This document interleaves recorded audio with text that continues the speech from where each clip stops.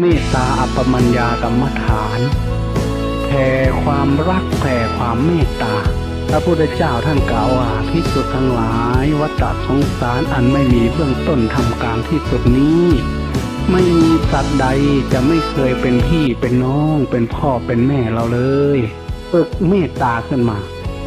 เมตตาอัปปมัญญาไม่มีเบื้องต้นไม่มีประมาณนะ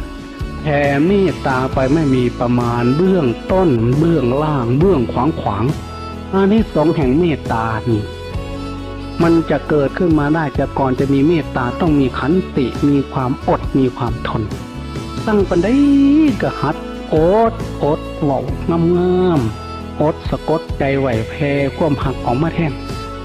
ดนเข้านานเข้าก็จะกลายเป็นมหาเมตตาขยายออกเทวดาก็รักคนก็รัก